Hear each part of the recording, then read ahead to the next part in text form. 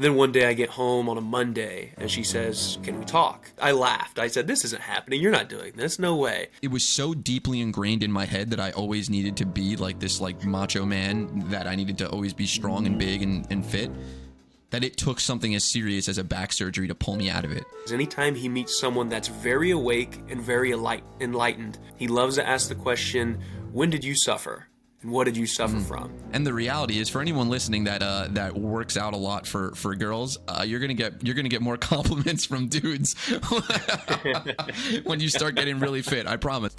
How's it going, everybody? I want to welcome everyone to the third episode of the You versus You podcast. I have a fantastic guest with me today, somebody that I met super early in my social media journey. We've developed a fantastic relationship after that. He is a two-time author that I'm sure we're going to get very deep into later, and I am super excited to have him. For anyone that doesn't know me, my name is Tom. I am the host of the You versus You podcast, and we talk all about conquering the battle that we face every single day to get 1% better than the person that we were yesterday. So, Nick, if you wanted to give a really short introduction of yourself, I was sure that the people would love to hear it. Yeah, appreciate that, Tom. Congrats on episode 3 here. You got a good thing going, man. Thank you. Yeah, two-time author. That's still a weird thing to hear, to be honest. I remember the first time I introduced myself as an author. I was on a beach down in Panama City, and I was talking to a guy from Auburn, Alabama, and he was just asking on the beach, "What do you guys do for work?" And I remember saying, "Is it pretentious if I say I'm an author? Like, is he going to think that's weird?" So I went for it. I said, "Well, I just wrote a book, and I guess you could say I'm an author now." He goes, "That's pretty cool, man." And I was so I didn't feel like I was a pretentious jerk or anything like that. So still getting used to calling myself that. I've been trainer, coach, lecturer, writer for 10, 11, I think 12 years now, when you add it all up. So I would describe myself as a student of human nature and human behavior. And that's what endlessly fascinates me, to write about people, to coach people, to train people, and try to help people reach their potential ultimately. That's fantastic, man. And I think that all lends really well to the topic that we're going to be talking about today. And that is just growth and personal growth in general, growing as a person, growing as an individual, growing professionally, growing personally. And I think that you are a fantastic expert on the subject. I'm currently reading one of Nick's books, The Social Virus, but I do believe you have another book that is all about this topic, which is Owning the 8. Is that correct? That's correct. That was the first book I wrote. Started that in September of 2018 and officially published it. Oh my goodness, almost 3 years to the date today, actually. Wow. Yeah, it was the 1st of April in 2020.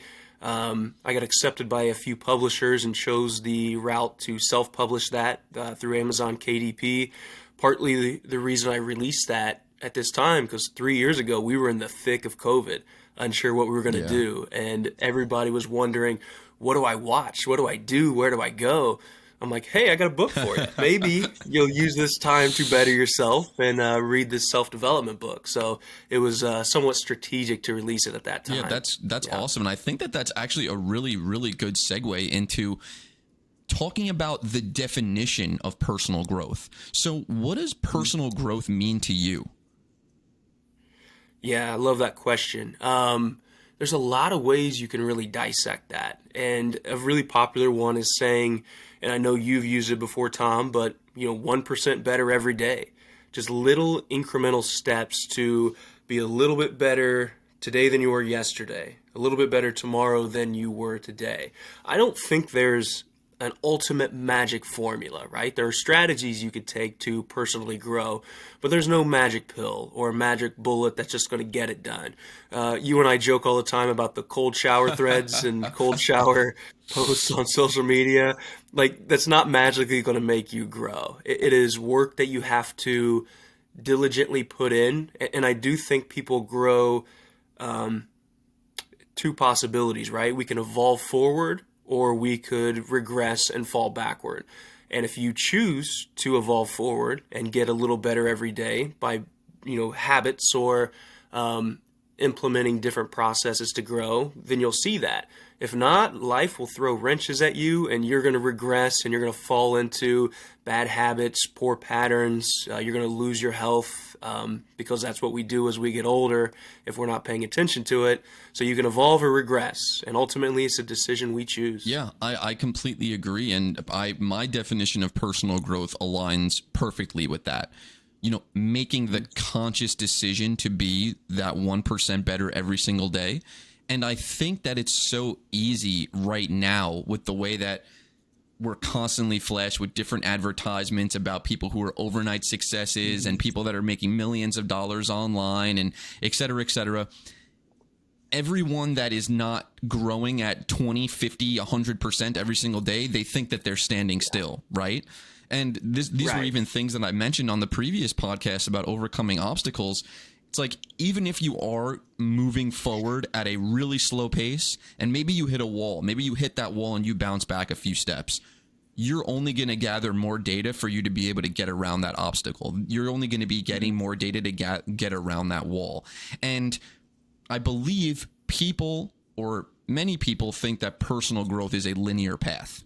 Just like how people get into the dietary misconception that every single day you weigh yourself, you're going to be a lower weight. When the reality is that it's going to zigzag, right?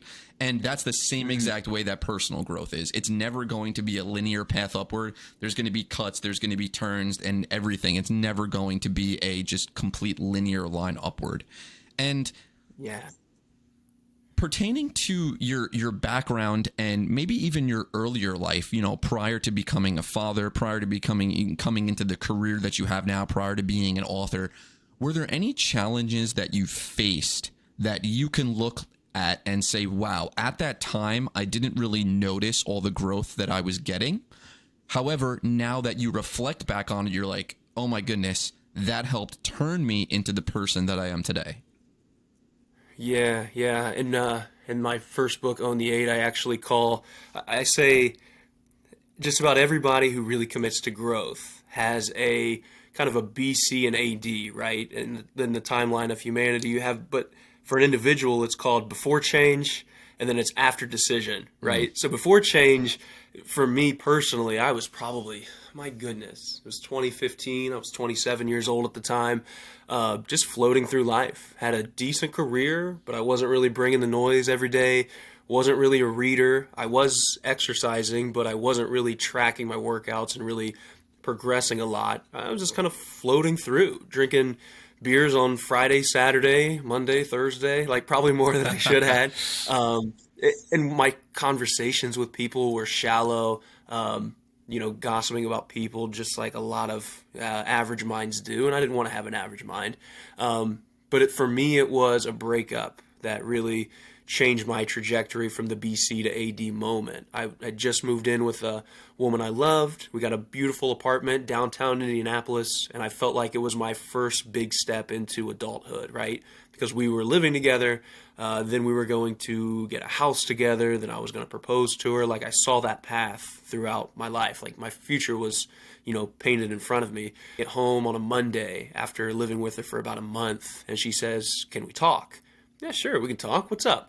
And I had no idea this was coming, but she said she loved me. We'd have a beautiful life together, beautiful kids, but she didn't think we were soulmates. And she ended it out of the blue, out of nowhere.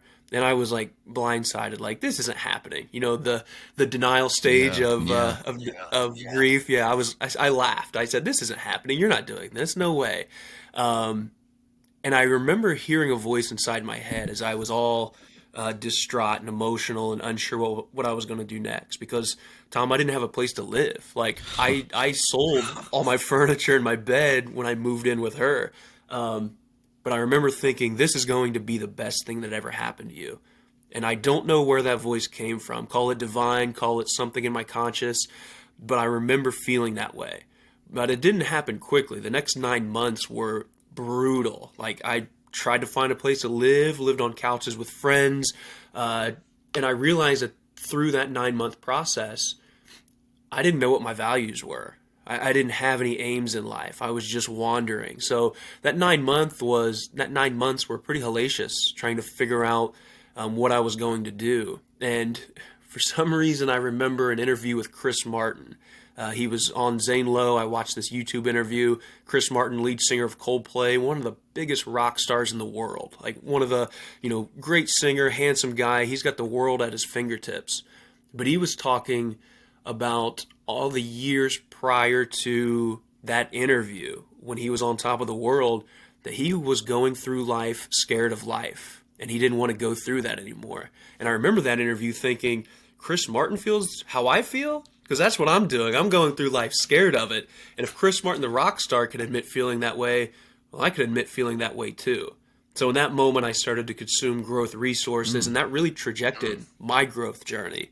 And, 8 years later, here I am today, feeling accomplished, have a good career, written a couple books, happily married with one child and another on the way, and I'm looking outside at my backyard, and the grass is very green as I overlook the water. And man, it's been a hell of a journey, that's for sure. Yeah, it sounds like it, man.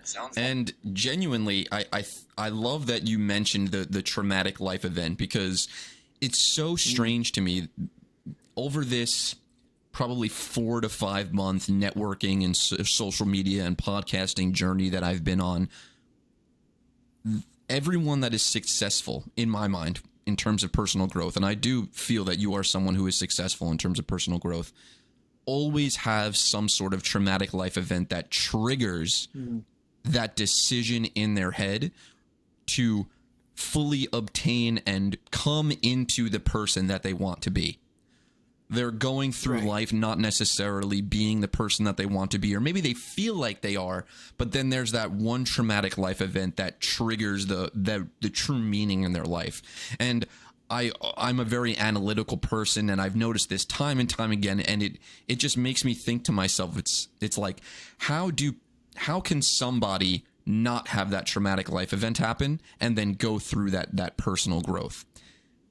I haven't figured that out yet, because I myself, as you know, faced the traumatic life event that caused me to start my own personal growth journey, which was the back surgery. And that's what helped me push through my anxiety, push through my depression.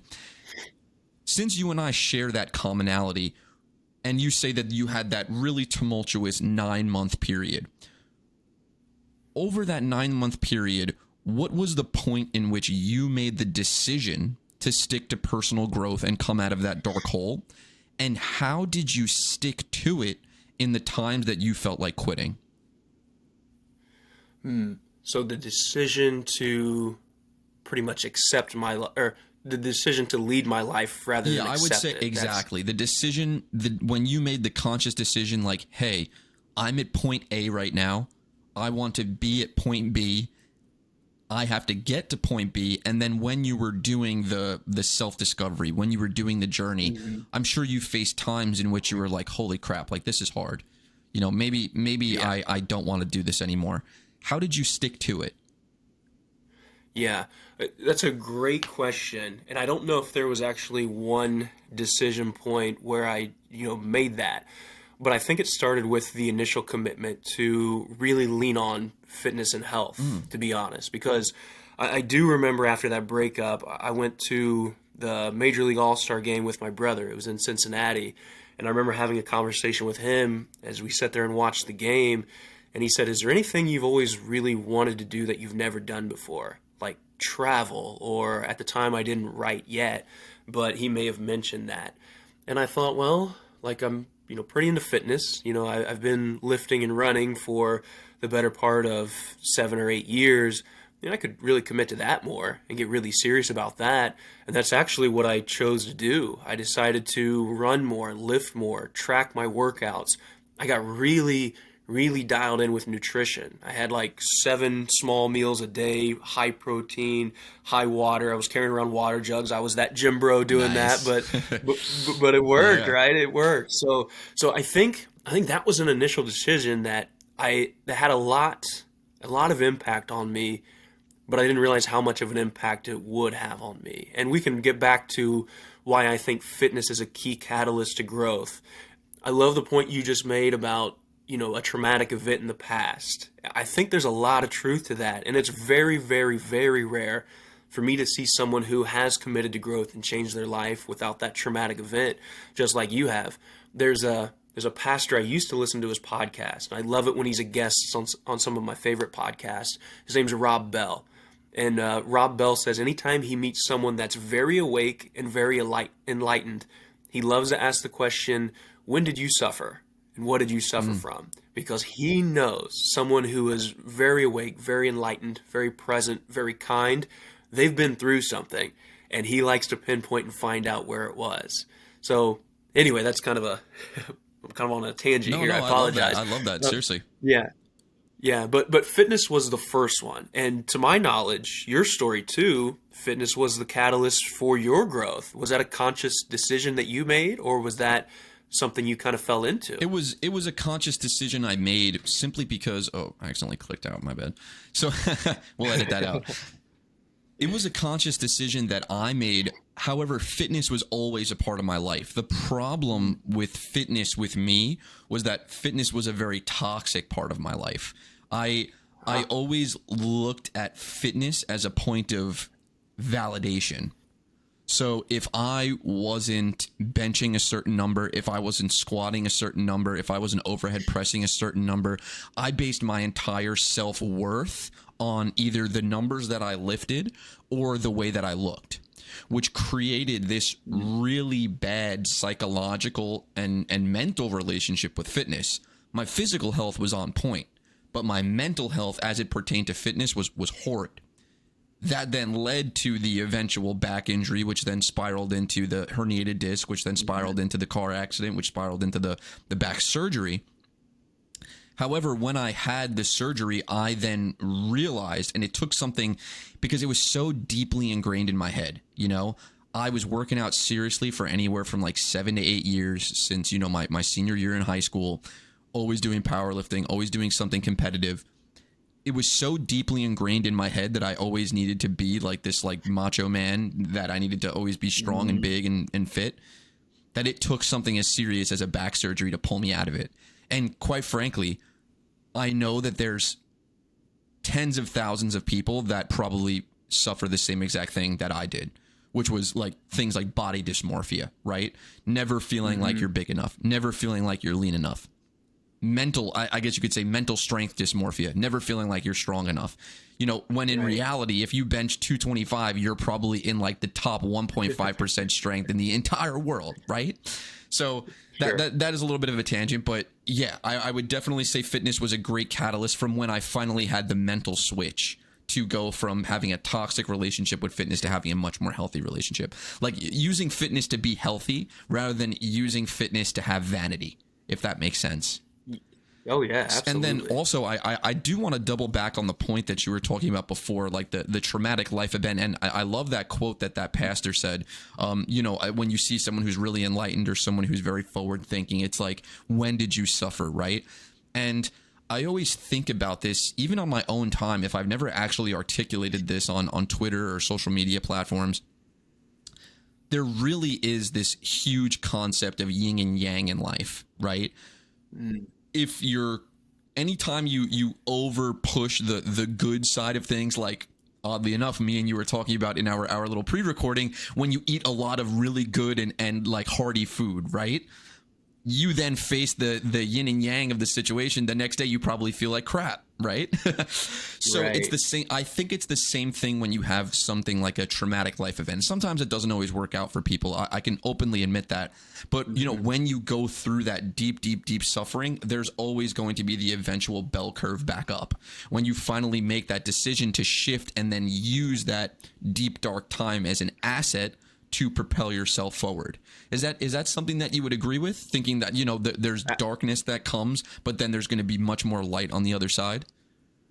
Absolutely. And not only just the yin and yang and the flow from side by side, but the dots that go along, right? So when I went in that darkness of, I don't know where I'm going to live, I don't know what I'm going to do, that voice in my head that said, this is going to be the best thing that ever happened to you, that white dot was still in that dark side. So every garden, every paradise, as beautiful as it is, there's still going to be a dark dot in that too, because you can overindulge and Worse. take advantage of your situation. And then when everything is looking dire and dark, there's something good that can come of that. So I love the dots within the yin and the yin and the yang just as much as I love the concept of it. I think there's so much truth to that. And you found that with your fitness, it sounds like, right? That was a commitment you made, but there was a big black dot within that, which is body dysmorphia that a lot of men have.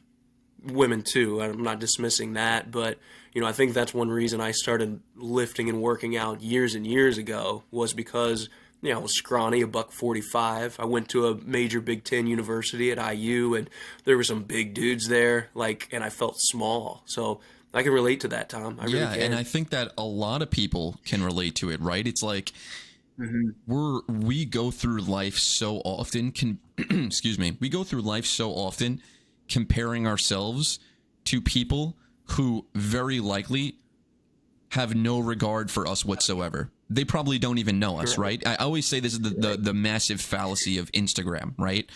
There's people that exist on Instagram to purchase expensive things to impress people that they don't even know, right? And it's this horrible cyclical thing that happens within your head. And that can be applied to almost anything. There's people who suffer through their careers to get all the way to the top, to maybe get like a VP position. They went through all this tumultuous things just so they could tell other people who frankly don't give a crap about them, hey, yeah, I'm the VP of this and that bank, right? Same thing with fitness. Yeah. I started my entire fitness journey not for my own good, not because I wanted to be a healthy person, but just like you said, because I felt scrawny, I felt weak. Hey, if I lift more, I'm going to be able to get women. Hey, if I able bench 225, then I'm going to get compliments from all these people. And the reality is, for anyone listening that works out a lot for girls, you're gonna get more compliments from dudes when you start getting really fit. I promise, because I went through that phase. So I also think that would be a really good segue into a topic that I know you and I are both very, very passionate about talking about, and that is the idea of the guru. And I think that this is something something that's really important for us to talk about when it comes to personal growth, because there's so many people on Twitter, so many people on Instagram, YouTube that are going to tell you how to live your life. I'm of the mind that there's never going to be able to be one system or formula that works for every single person.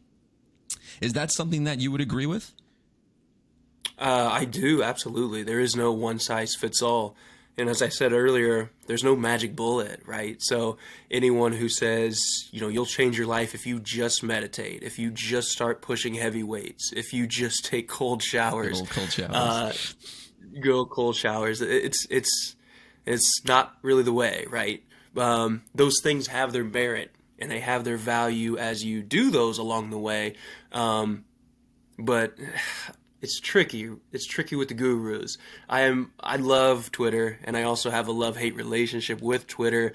I was listening to Stephen Dubner, who co-wrote Freakonomics recently, and he was talking about social media, which I'm passionate about, and the misuse of it. That's why I wrote the book that you told me earlier you're reading, The Social Virus.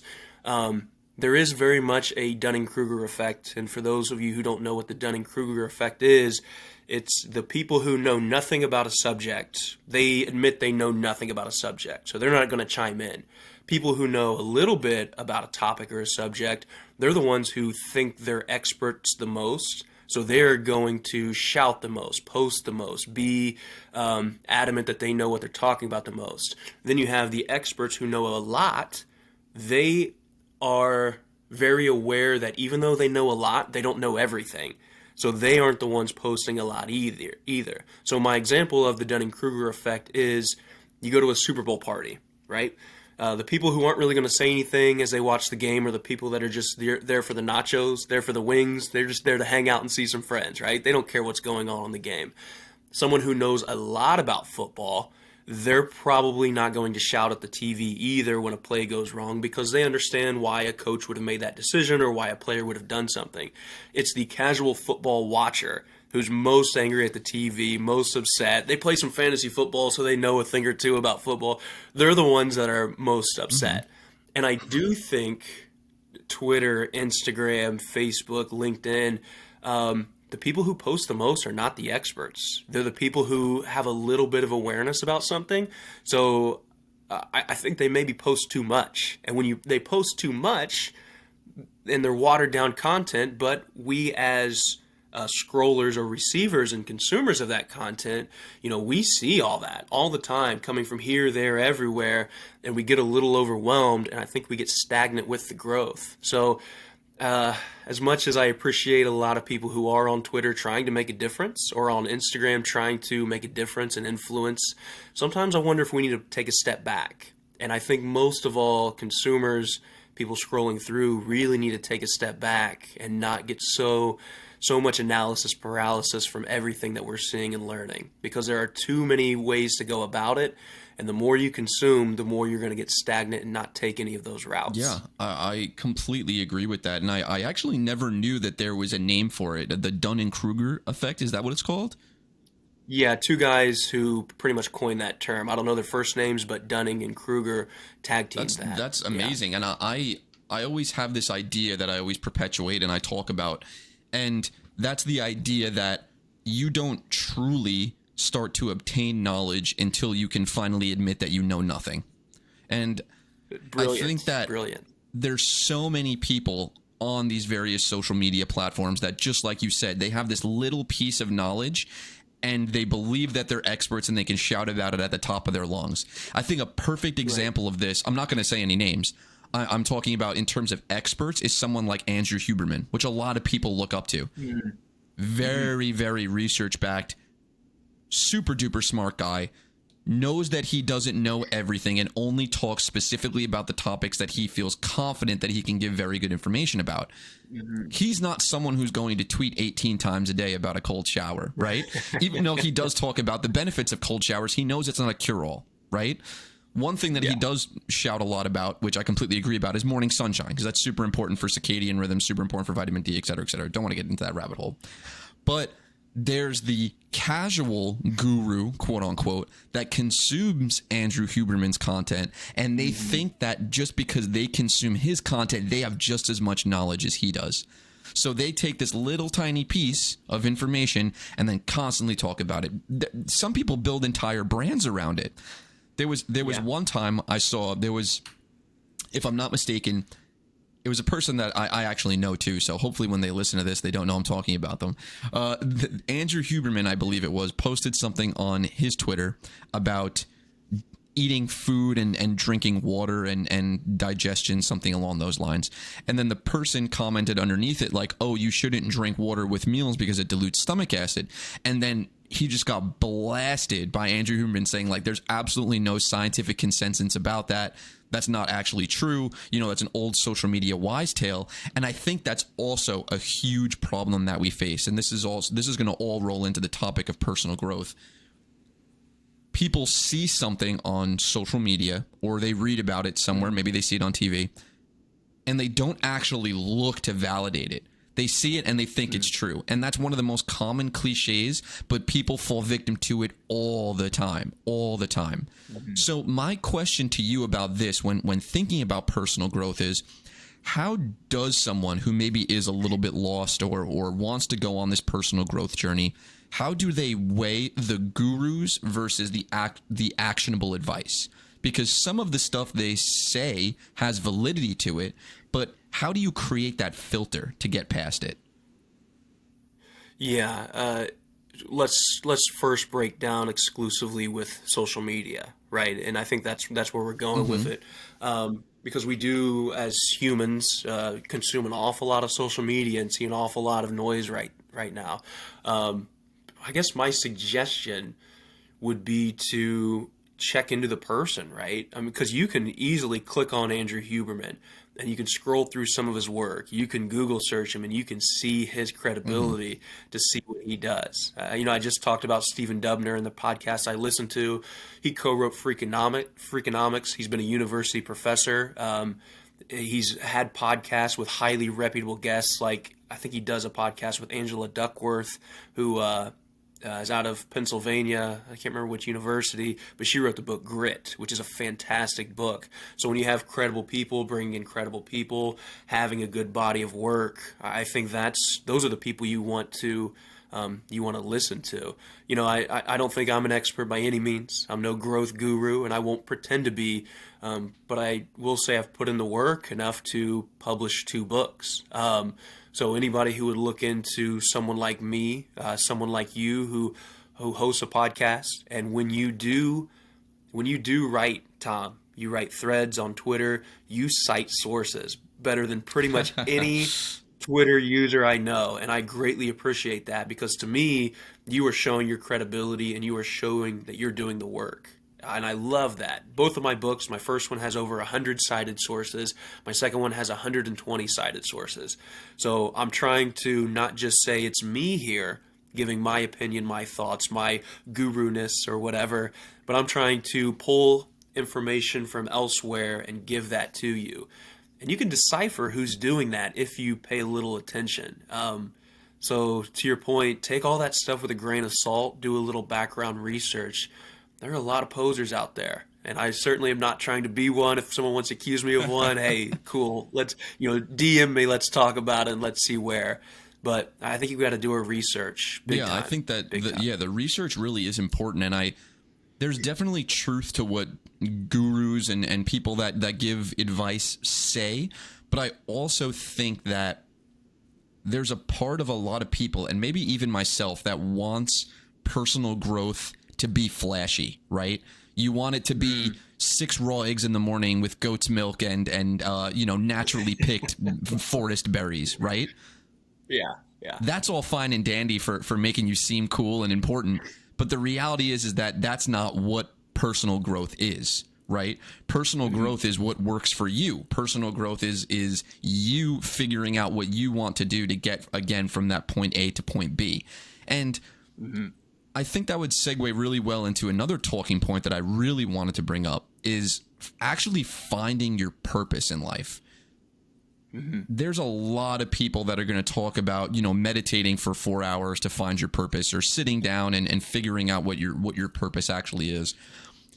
The way that I view purpose is that you don't actually have a defined purpose that you can sit down and say, that's what I want my purpose to be. I believe that it is an ever-changing mold that is going to continually change as you adjust in life, and life throws different things at you. I think that finding your purpose should be more attuned to finding your core values and just making sure that the actions that you do on a daily basis align with those core values. Is that something that you would agree with, or do you believe that someone can find a predefined purpose to actually make their way over to it? Yeah, I love that question. And you saying that thing about core values actually sparked a little bit of a story I had prior to that June 2015 breakup that I went through that I mentioned earlier. I remember doing an exercise with my team where we broke down our individual core values. There were probably 10 of us in the room, and we played this game where you have a stack of cards, probably 52 cards, and within 60 seconds, as you have all those cards, you sort which ones matter to you. And the cards weren't, game cards, but one would say freedom, one might say independence, one might say money, one might say growth, faith. So you put 2 piles that matter to you, and then piles that they don't really matter, that's not that important to me. 60 seconds filter, you got to think fast, right? After that 60 seconds, you have a pile of maybe 20 or 30 cards. Then you have 30 seconds to pick your top 8 out of the ones you have. So again, you're thinking fast, what matters, what doesn't. And then you have 15 seconds to choose your top 5 out of those 8. And then you have 10 seconds to choose your top 3. That's an exercise I've done with leaders for years. It's very eye-opening. The reason you have less and less time constraints is you have to think fast. When the stuff hits the fan, what am I going to pull from? Now, the first time I did that exercise back in early 2015, I didn't like my answers. I think I chose fairness, freedom. I'm not sure. They weren't bad. None of those values are bad, but I didn't feel great about it. And the reason I'm bringing that up is because prior to that breakup, I didn't really know my values. Like someone could have jumped out of a bush and as I'm walking through the street, held me at gunpoint and said, "What are your values?" And I would have said, I don't know, get away from me. Yeah. But if someone does that today and they ask me that question, I'm going to say family, faith, and growth. Every time. Family, faith, and growth. Because after I went through that breakup, after I repaired myself, I did that exercise, fully confident that those three things matter to me more than anything else. Wisdom isn't far behind that, coincidentally. That's number 4 for me. I think we're having a lot of wisdom in this conversation, or at least trying to distill some wisdom. So I think finding your core values is crucial. Now, you can have that traumatic event that goes through those core values, that really reveals those core values, because when you hit rock bottom, where are you going to step, right? I had to grow stronger to get out of that. I leaned in on my family more than ever because they were there for me when I was, in those dark stages of depression. And then I found my faith after never finding it previously. My friend Kane one day said, God's always listening. If you're hurting, he's always listening. So I was like, yeah, I know. Okay. So that night as I drove home after he told me that, I talked to God and I wept, man. I cried because I just let him have everything that was on my heart. And that opened up, faith as one of my core values. And I've been a, man of God ever since then. So I think finding your core values is a crucial part of your purpose, first and foremost. Curious, Tom, because we've never discussed this, do you know your top core values? That is a fantastic question. Quite frankly, no, I don't. I think that I'm still on this really interesting self-discovery journey. I know that family and relationships are undoubtedly one of my core values. I put family above all else. I would drop everything right now if my family needed me, and I would rush to whatever point that they needed me at. There was a point where I thought I knew my core values, and my core values were very centered around selfish things. I always wanted to have a large amount of money in my bank account. I always thought that I would find happiness and fulfillment in having a successful career, quote unquote, whatever that means, right? That's a very arbitrary term because it can mean different things to other people. And I always thought that one of my core values was physical fitness. Now that I've had the event that completely shuffled all of that, I realized 3 things about all of those core values, quote unquote, that I used to have. Money means absolutely nothing in terms of fulfillment as long as you have enough money where money doesn't become a problem. Well said. I believe that, financial stability is more important than just having a real big, sexy number in your bank account. Second, I believe that having a quote-unquote successful career means a lot to the person that you're working for and not to you. I had a point in my career recently where I made my company a lot of money, and at the end of the year, they decided to not give me any of it. They just said, we're not doing bonuses across the entire company. And I was like, oh, wow. Okay. So that's the second thing. Third thing, the physical fitness. Again, it was all selfishness. It was, I wanted to be the biggest. I wanted to be the leanest. I wanted to be the best looking physically wise. Now all of those core values, now they got turned on their head. Like I said, I find family and relationships extremely important because I find a lot of fulfillment in that. I love having big Italian family dinners where we're all chopping it up and we're having a great time. And, in that very moment, and I'm sure that you can resonate with this, and a lot of people that can resonate with this.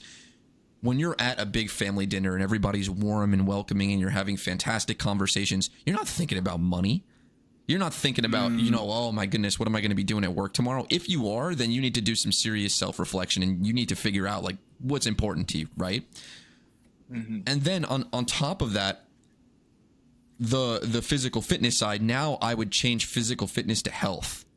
I'm selfish, quote unquote, for my health so that I can be the best version of me for those around me.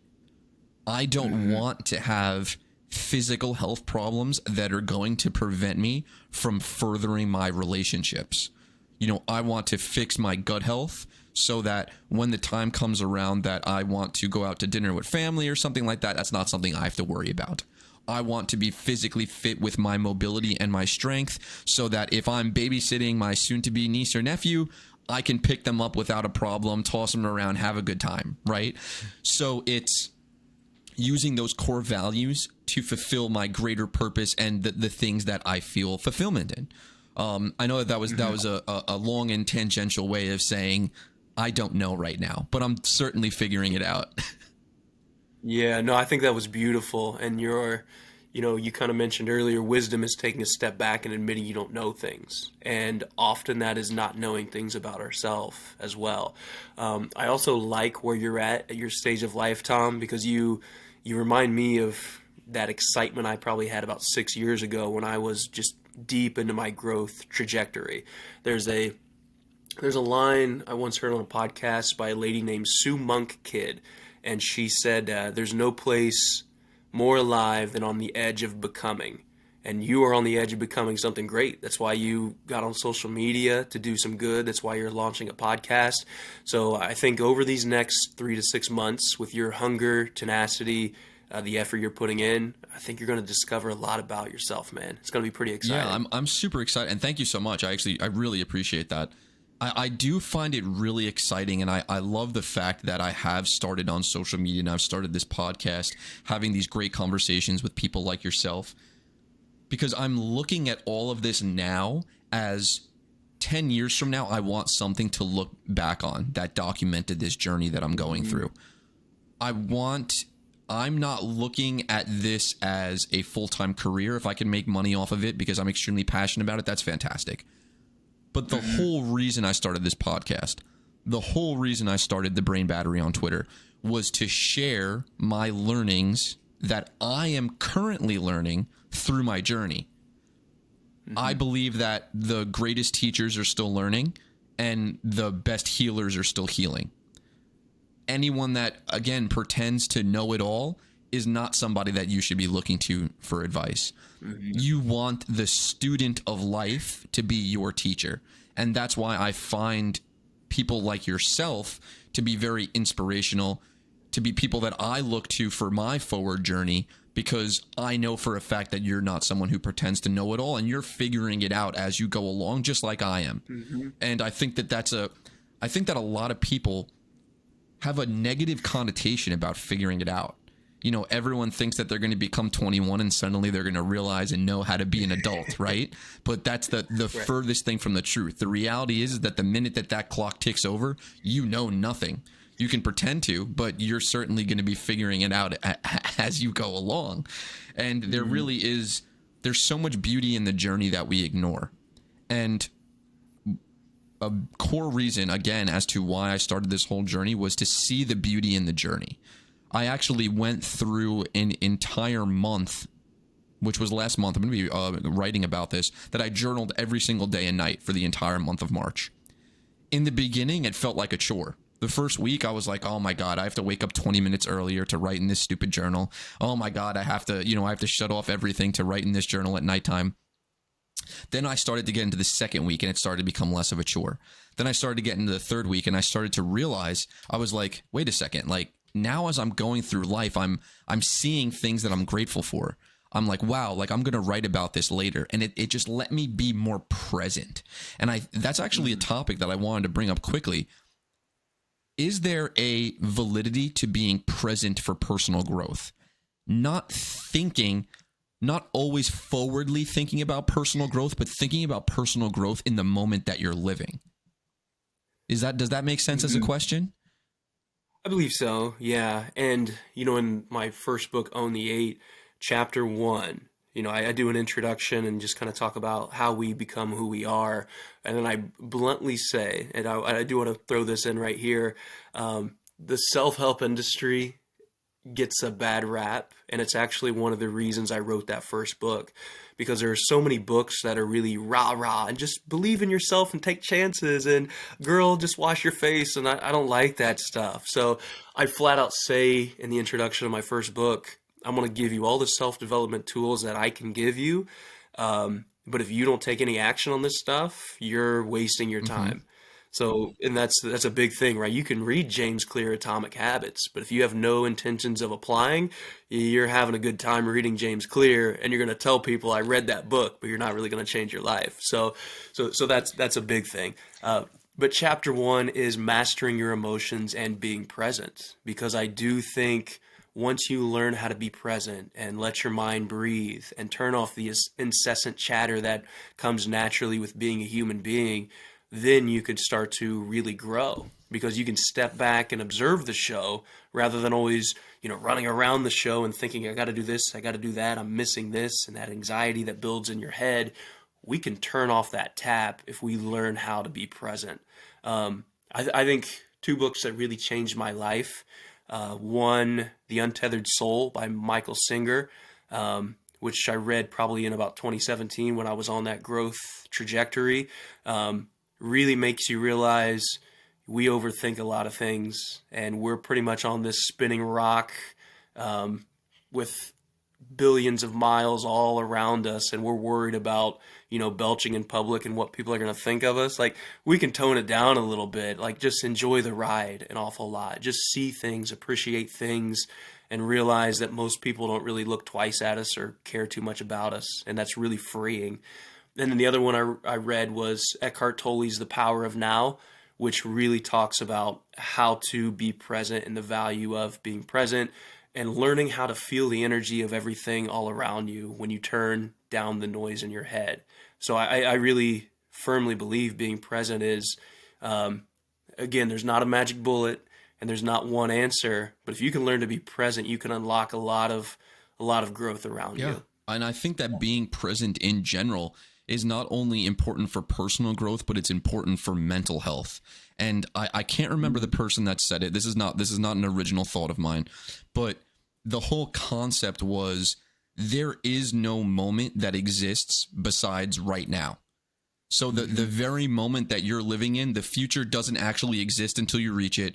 And the past is the past, so that you'll never live that moment again. So the only thing you should truly be worried about is the now moment, is the present moment.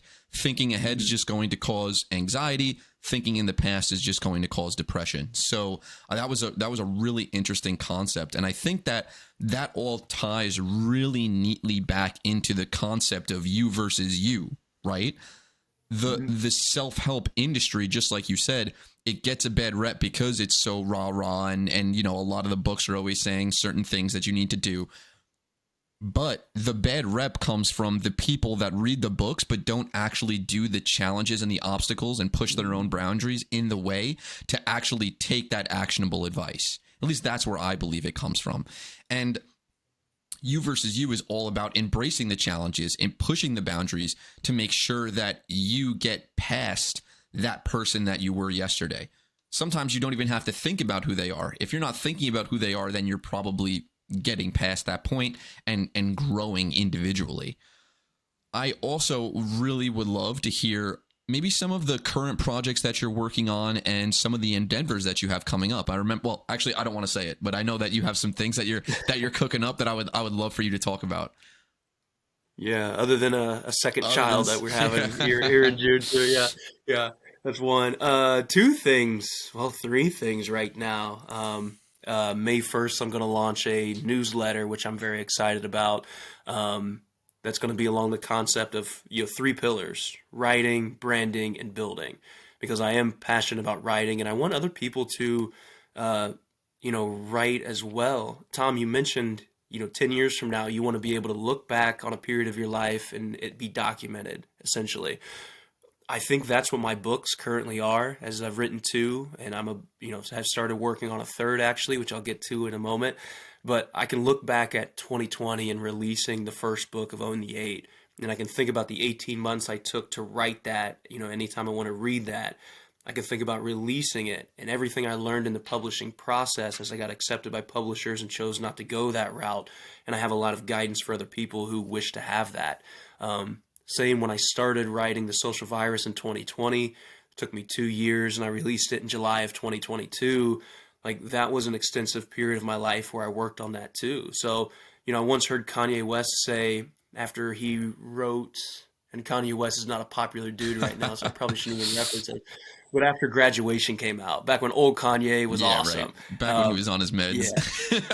Yeah, right, something like that. He said he wanted his albums to be time capsules. because he kind of got ripped for having some contemporary artists that, you know, are very forgotten on those albums. But he said, I want them to be time capsules. So in a way, those books are personal time capsules for myself. That's why one reason I continue writing, and I encourage other people as well. So writing is one pillar.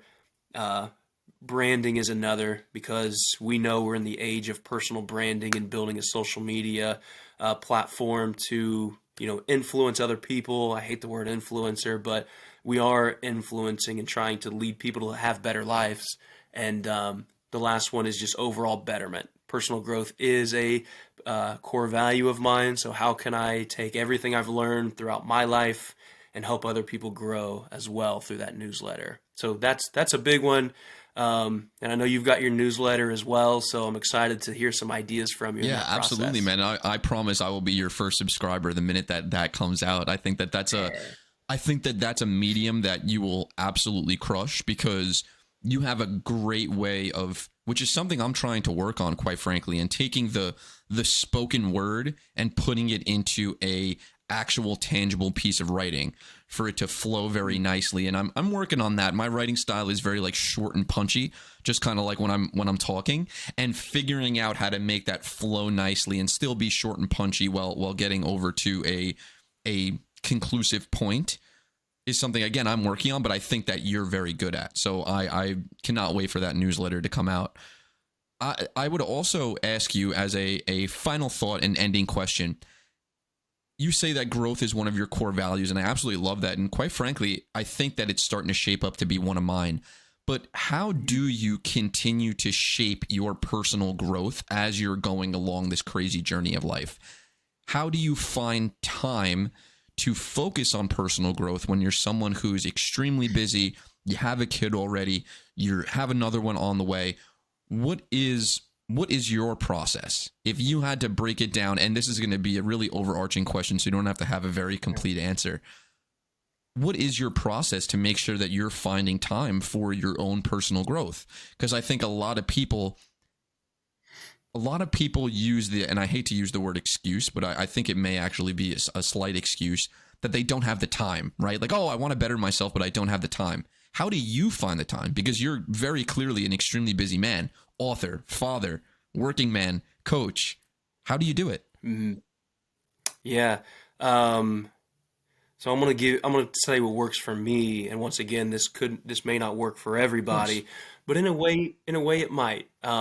Because one of my big pillars is fitness and health. I like you said you're committed to health more than committing to fitness, because it's the same way for me.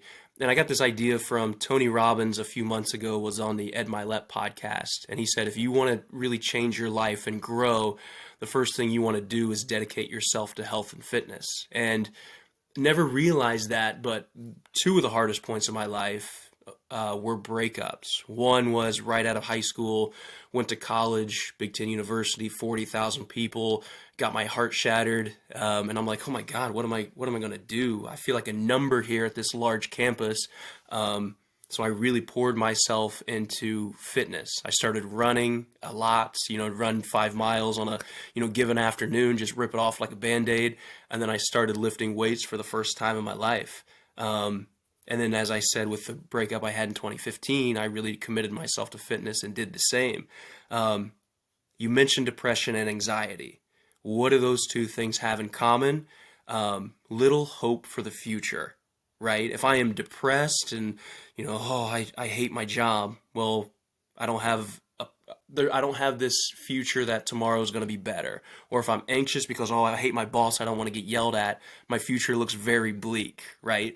And if you try to describe having a better future to someone who is depressed or anxious, Tom, what do they usually do? Usually just shell up. They shell up. They reject it and say, oh, no, I don't, that's not for me, right? Mm-hmm. I can't quit my job. No way. And the reason they do that is because they're in a low energy state of mind when you try to convince them or have that conversation with them. When we are in a low energy state of mind, all we think about survival. I can't leave this job because I have to pay rent and put food on the table. I can't get out of this relationship because I'll never feel loved, right? So that's why when we're depressed and anxious, we stay where where we know, because we might get hurt if we get out of that. But if you commit to fitness and health, what you do is you change the misaligned chemistry within your brain, right? Because serotonin, octopamine, dopamine, testosterone, all that stuff's out of whack when we get depressed or anxious. How do you improve that stuff? You eat better, you start to exercise. So when you start to go in a higher energy state of mind through fitness, you can really change your life. So one thing, that was a long way to say, I commit to fitness and I make sure I get 4 to 5 exercises every week. I try to get 10,000 steps every day because that's what keeps me sharp on all cylinders, for one. The other thing I do is take a lot of little moments to grow when I can. So I have a 20-minute drive to work every morning. What I do every morning is I pray, because faith is one of my core values. I could skip that and listen to sports talk radio or listen to 5 songs and get to work, or I could improve my life by tapping into one of my core values, which is praying. And then the other thing I make sure I do every night before bed is I read for about 30 minutes to 60 minutes. And I take a lot of notes as a reader, as a podcast listener. So I'm always growing and building my arsenal of things I'm learning and things that I know as well. Yeah, I really like both of those things, and I think that can resonate. It could teach a lot of people. It's finding the time, right? There's always going to be a 20-minute period that you can put into your day that you're going to be able to personally grow. There's always going to be that 30-minute period that you can take. Well, not always. I'm saying 90% of the time that you could take that 30-minute period to read before bed, to actively take notes, and then taking those lessons and applying it to your actual day-to-day life that you're not necessarily, quote unquote, learning about personal growth, but you're applying the things that you actually know. And there was a thing that you said before that reminds me of something that I always talk about and I believe is so incredibly true. And it's the idea that people should not look at physical and mental health in silos. People say, meditate to improve your mental health and then exercise to improve your physical health. Well, no, the two constantly play off of each other.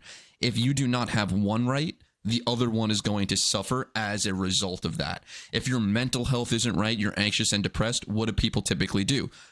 They might overeat. They might undereat, which causes them to be malnourished or overnourished and cause them to become overweight or obese. Then on the flip side of that, if you're constantly working out, if you're only worried about physical fitness, you're only worried about the vanity behind it, what's going to happen to you? You're not going to feel good about yourself. You're not going to feel healthy. You're going to probably be overtraining, and it's going to cause you to get injured, which then is going to cause a ripple effect into your mental health because you're injured. You can't work out. Now I'm anxious. I'm depressed. Finding the balance between the two and not looking at them in silos is extremely important for actually coming into your true being. Making sure that your mental health is playing well into your physical health, and then your physical health is playing well into your mental health. Mm-hmm. Yeah, absolutely. And it kind of reminded me of a point like, 30 minutes, we can find that. Outside of very few people I've met, like I met a single mom once who worked a full-time job, then worked at Walmart 8 hours after the full-time job. So she was working 16 hours a day to support her daughter. Like, unless you're that, you probably have time. I mean, it's one less Netflix episode. It's, I love Rick and Morty, but turn off Rick and Morty and you'll find 20 minutes, exactly. Right? You can do it. Even with that, even through all that, one key to growth is you could still do it in 5 seconds. You mentioned earlier just journaling what you're grateful for. Even if you don't have the time to journal, but you take 5 seconds to pause, maybe you set an alarm on your phone every hour, and you think 3 things I'm grateful for. And you put your eyes up and say, I'm grateful for the sun shining. I'm grateful to have a warm bed. I'm grateful to have food in my refrigerator.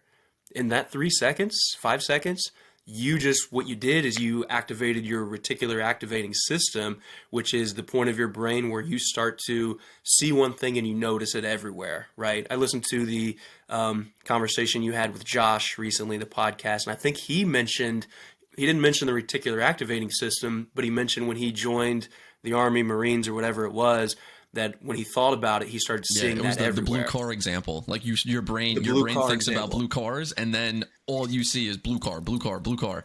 Yeah, it's called the reticular activating system in the brain, the RAS. Ed Milet talks about it often. So if you think about what you're grateful for, there's a good chance if you do that consistently, you're going to start to notice more things you're grateful for that you normally take for granted. So growth doesn't have to be that grand commitment. It could be something done under your breath briefly. It can be, when I get annoyed by a coworker who's acting a fool, I could just say, God bless that person, right? It doesn't have to be this grand plan. So, a lot of ways to go about that. And I guess to round this out, you said the physical and mental shouldn't be separate. Someone who's really dedicated to physical fitness, for example, don't play on your phone at the gym. Maybe in between sets for that 90 seconds or however long you take, maybe you breathe a little bit. Maybe you think about your life and think about what matters to you. So you can tie the mental into the physical if you're conscious and if you're present, which is another key term that we've talked about Yeah, today. and the presentness, I always follow this exercise, and I don't know if it's weird or if it'll resonate with anybody listening. I practice being present every single day during the most mundane tasks, because if I can be present during the mundane tasks, then it's so much easier for me to be present in the more complex tasks, like going out to dinner with somebody. When I wake up in the morning, what's the first thing you typically do? Wash your face and brush your teeth, right? Mhm.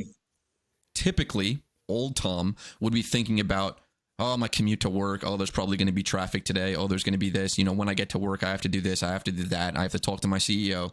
Now what I do, I go into my bathroom and I'm brushing my teeth. I think about, what does the toothpaste taste like? What do the Brussels feel against my teeth? What's the consistency of the face wash that I'm putting into my hand? This is all such mundane things that people don't think about. But in that moment, I'm fully present in the morning. And I find that practice helps me be much more present throughout the day. It helps me be very present on Zoom calls. It helps me be very present and active in these podcast conversations that we have, because I've taken the time to practice being present. And it's a muscle memory that I've had to develop over months and months and months. And I hope that doesn't sound too crazy. No, it sounds like you've read The Power of Now by Eckhart Oh, Tolle. no, I haven't. It Because sounds like something I need to read. yeah, but that's what he talks about. Presence is essentially a muscle that we grow, right? Because there are a high percentage of our life we're not fully present when you really think about it, where you're not feeling the bristles on your teeth, or you have these thoughts, but you're not watching it from a third party, because that's a big part of being present too. Is, oh, that's an interesting thought. Why am I thinking that? What's going on there? So no, you're spot on with it. That's wonderful that you're doing Awesome. that. Awesome. Well, I definitely need to read that book. Final thoughts from you, Nick? Anything that you want to share? And also, I want to ask you, what are you reading now? Ooh, I like that question. Let's start with Sure. that. So I've got three books right now. I think I may have said something to you earlier about it. On Writing by Stephen King. Yes, you It's did. You one of texted me the about that. Yeah. Yeah, it's one of the best books that I've read where someone talks about the craft of writing and what you need to know. The first maybe third of it, first 100 pages, are pretty much just a small autobiography about what led him to writing, and he's just a remarkable writer, right? Stephen King, all those movies Yeah. that have, been adapted from his books. He's a remarkable writer. Very interesting to hear his story. And then after about 100 pages, he breaks down the writing craft, and I've absolutely loved that book.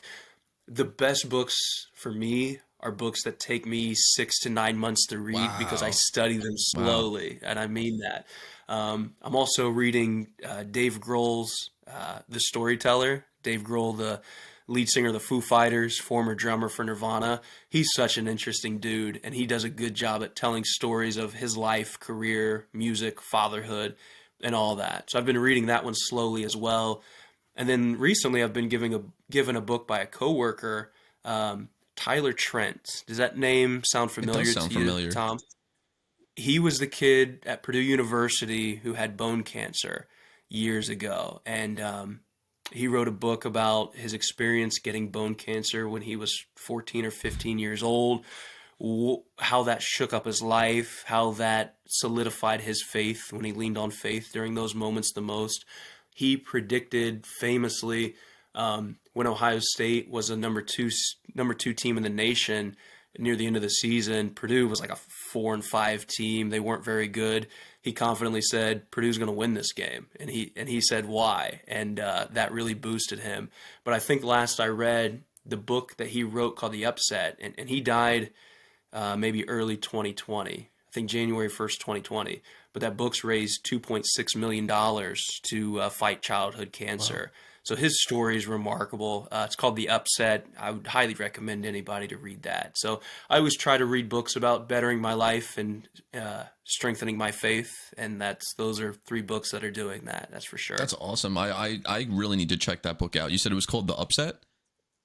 The Upset. Yeah. I'm definitely going to read that one.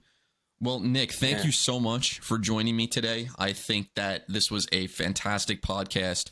You're someone who is, like I said before, incredibly articulate, incredibly well thought out. I knew that this was going to be a fantastic episode, especially from the times that we've talked, the Twitter spaces that we've been on together. I want to also thank everyone that is listening, that made it off to the end. If anything that you heard in this podcast resonated with you, I would love for you to like it, download it, share it with others. It really helps the podcast grow. It really helps to continue for me to get amazing guests like Nick on here. And I know for an absolute fact that Nick and I are undoubtedly going to be recording another podcast sometime soon. So again, Nick, thank you so much. Thank you, everybody that's listening, and have a fantastic day. Thanks, Tom.